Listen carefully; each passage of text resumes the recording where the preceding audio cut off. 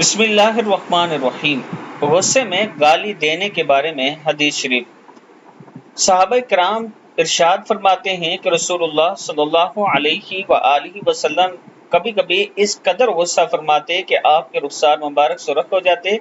ارشاد فرمایا کرتے تھے، اے اللہ، میں آدمی ہوں، آدمی کی طرح مجھے غصہ آتا ہے۔ اگر میں نے کسی مسلمان کو گالی دی ہو یا اس پر لعنت بھیجی ہو یا اسے مارا ہو تو میری طرف سے ان باتوں کو اس کے لیے رحمت کر دے، تزکیے کا سبب بنا دے اور تقرب کا باعث کر دے، جس کے ذریعے قیامت کے دن اسے تیرا قرب حاصل ہو۔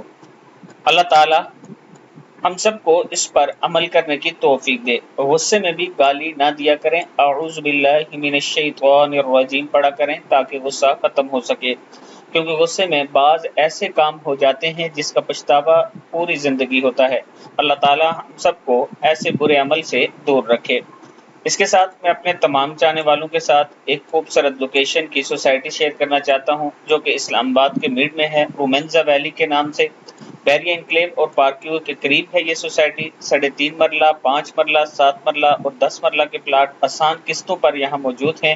آپ آسانی سے لے سکتے ہیں اور 4 سال میں اپنی قسطیں کمپلیٹ کر سکتے ہیں۔